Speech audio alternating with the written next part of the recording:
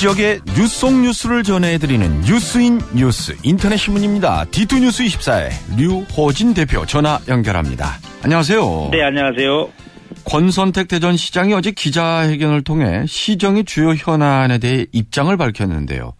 우선 특혜 의혹이 있던 현대 아울렛에 대해서 행정 절차를 중단하고 의혹에 대한 조사를 지시했네요. 네, 그렇습니다. 우선 이 현대 아울렛 얘기를 좀 이해를 돕기 위해서 좀 설명을 드리면은요. 유성구 용산동 일대의 토지를 소유한 한 부동산 개발 업체가 작년에 해당 부동산의 그 부지에 대해서 애초 계획했던 호텔 대신에 프리미엄 아울렛을 짓겠다, 이렇게 사업 계획을 변경서를 대전시에 제출하면서 시작이 됐습니다. 하지만 대전시는 사업 계획 변경에 이 부정적인 견해를 보였고요. 이 과정에서 이 부동산 개발 업체가 토지 소유권을 현대 쪽으로 매각을 했습니다. 그 이후에 이 사업 계획에 대한 이제 지체가 되던 사업 변경 계획이 상당히 빨라지면서 일사천리로 진행이 되면서 특혜 논란이 일었는데요. 권 시장은 어제 기자회견을 통해서 특혜 논란이 나오는 것은 잘못됐다 하면서 이 행정 절차를 중단하고 지금까지 이 과정이 제대로 됐는지 재점검하겠다, 이렇게 말을 한 겁니다. 그러니까 부동산 개발 업체 입장에서는 네. 왜 우리가 이런 사업하게 하겠다라고 했을 때는 부정적이더니 현대백화점 쪽으로 매각을 하고 나서는 어떻게 이렇게 일사천리로 갈 수 있느냐. 그럼 뭔가 있는 게 아니냐, 이렇게 좀 볼 수밖에 없다는 거죠. 이 권 시장의 입장에서는 이런 의혹은 당연히 해소하고 털고 가겠다라는 의지인 것 같은데요. 네, 그렇습니다. 어제 얘기 중에서 현대 아울렛 문제가 뜨거운 감자처럼 논란이 되고 있는데 절차가 진행 중이다 보니까 그동안 자신의 입장을 얘기하지 못했다 얘기를 하면서 이런 관점에서 그동안 이제 행정 처리가 잘 됐는지 또 문제가 없었는지 좀 되짚어 볼 필요가 있다 하면서 조사하는 시간을 갖도록 하겠다고 말했습니다. 그러면서 이 특정 기업에 특혜를 주는 것은 자신도 반대한다. 그리고 테크노밸리 조성 취지에 맞게 사업이 추진돼야 한다는 입장에는 변화가 없다, 이렇게 강조를 했습니다. 그리고 사이언스 컴플렉스 문제와 관련해서도 언급이 있었더군요. 네, 그렇습니다. 지난 1월에 이 신세계하고 협약을 맺은 뒤 지금 4월까지 미래부와 협상을 마치겠다고 했는데 좀 늦어지고 있습니다. 여기에 대해서 관련 기관이 8곳이나 되다 보니까 협의할 부분이 그동안에 많았다 하면서 이달 중에 이 변경 내용으로 MOU를 체결할 수 있도록 속도를 내고 있다, 이렇게 설명을 했습니다.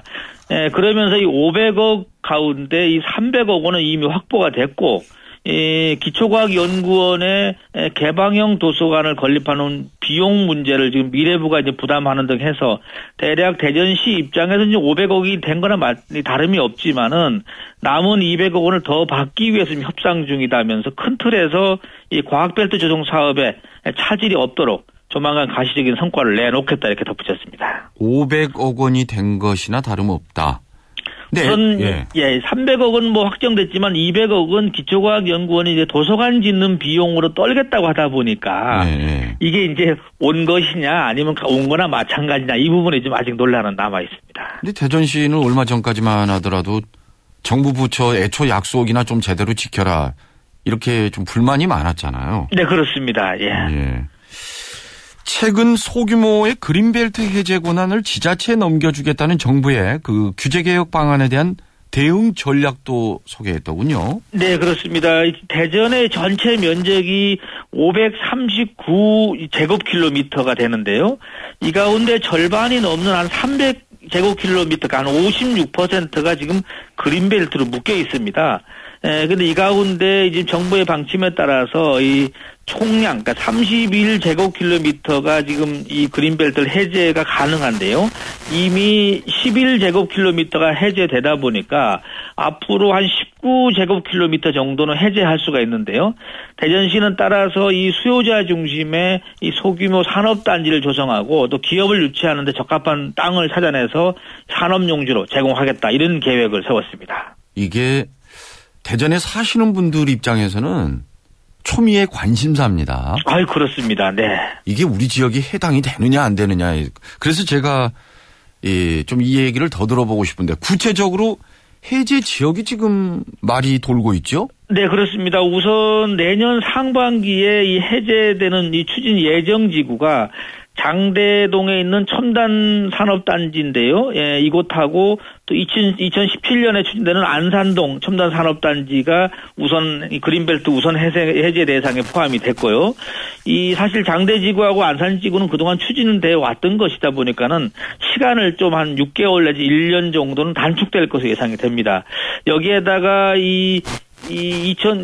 그러니까는 지금 학화동에 있는 서부 서남부 종합 스포츠 타운 지역도 있는데 이 지역도 그린벨트 우선 해제 지역에 포함이 될 것으로 보입니다. 이 밖에 서구의 구봉지구라든지 대덕구 연축지구 이런 이 기초자치단체가 계획하고 있는 사업들도 그린벨트 해제 규제 완화로 지금 청신호가 커졌다 이렇게 볼 수 있겠습니다. 네. 그리고 예전에 그 지자체 장하셨던 분들 나중에 물러나신 다음에 만나보면요. 네네. 이분들이 그 재임 기간의 업적으로 내가 군수했을 때, 내가 도지사 했을 때. 그린벨트 어디 풀었다 이런 얘기 많이 하죠. 예. 그리고 또 하나는 인구가 많이 늘었다. 이걸 대단한 자랑으로 여기시던데. 예, 그렇죠. 대전시의 인구 순 유출률이 전국 최고를 기록했다고요? 네, 그렇습니다. 어제 통계청이 이 자료를 하나 발표했는데 1분기 지역 경제 동향을 봤더니만 전국 17개 시도 가운데 가장 많은 인구가 유입된 곳이 세종시로 유입이 됐는데요. 한 18,500명이 유입이 됐고 그다음에 경기도가 한 16,000명. 제주도가 한 3,000명 정도가 지금 유입이 됐는데 대체적으로 30대 중반 정도 사람들이 세종시로 많이 갔고요. 30대 초반은 경기도나 제주도 쪽으로 지금 간 것으로 집계가 되고 있습니다. 이게 그러니까 대전 쪽에 거주하시는 분들이 이쪽으로 많이 가셨다는 얘기가 되네요. 네, 사실 그렇습니다. 이제 유출된 시도를 봤더니 9개인데 서울시가 한 16,000명, 그러니까 1분기입니다. 1사분기에 16,000명 정도가 빠져나갔는데 대전이 5,600명이 지금 빠져나가서 두 번째로 인구 유출이 많았는데요. 상당수 인구가 세종시로 나간 것으로 분석이 되고 있고요. 충북도 한 1,000명 정도가 유출됐는데 역시 세종 블랙홀이라는 말이 현실화되고 있는 것 같습니다. 서울이 16,000명이라지만은 인구 비율로 따지면 대전이 비율로 순 유출률로 보면은 대전이 전국 최고를 기록하고 있는 겁니다. 예, 오늘 다양한 소식들을 잘 들었습니다. 네, 감사합니다. D2뉴스 24의 류호진 대표였습니다. 네, 플러스 뉴스 시간입니다. 학교법인 이 대성학원에 대한 검찰 수사 현재 어디까지 갔나 봤더니만요. 우선은 어제 지역의 시민사회단체들이 검찰청사 앞에서 학원 비리에 대한 의혹, 엄중한 수사를 촉구하는 기자회견을 가졌는데요. 이런 얘기를 했네요. 이번 수사가 깃털만 건드리는 우를 범하지 말고 비리의 몸통을 단죄해서 이 토착 사학 비리를 근절하는 계기가 돼야 된다 주장을 했습니다. 그러면서 이 법인 소속의 5개 학교 학생들을 대상으로 해온 그 수련 활동에 대한 검찰 수사를 요청하는 진정서도 냈다고 합니다. 지금까지 나온 얘기로는 2008년부터 최근까지 교장과 교감으로 이 승진한 사람의 수가 한 20명 정도가 되고요. 이 같은 기간에 채용된 교사가 한 30여 명이 된 것으로 지금 알려지고 있습니다. 검찰은 이 과정에서 돈 거래가 있었는지를 집중적으로 수사를 하고 있는데 그러면서 기독교 계열이다 보니까 이 관련된 교회가 있는데 이 교회에 헌금 명목으로 거액이 들어온 것을 확인한 것으로 전해지고 있습니다. 따라서 이 고액 헌금자, 학교에 근무하는 고액 헌금자의 경우 직위 변화와 연관성이 있는지도 알아본 중이라고 검찰 안팎에서 나오고 있습니다. 조만간에 이 대성학원 관계자들이 이 검찰에 소환돼서 조사들 받을 것으로 보인다. 이런 관측도 나오고 있습니다. 하나 더 전해드리면은요, 충남도 의원 가운데 한 분이 어제 예산결산 특위 심의하는 과정에서 내 땅을 좀 사라 이렇게 호통을 친 일이 있었다고 하는데 내용은 이렇습니다. 지역구가 부여인 유찬종 의원인데요. 이분이 어제 예산결산 특별위원회 추경예산안 심의 과정에서 대둔산 문제를 꺼냈는데 얘긴즉슨 자신의 부친 땅이 대둔산에 있는데 탐방로 개설 등 각종 시설 공사를 할 때 이 산주들에게 사전 양해를 구하지 않고 진행하고 있다 하면서 충남도가 논산시한테 지원한 예산이 이런 식으로 집행되는 것은 문제가 있는 게 아니냐 이런 얘기입니다.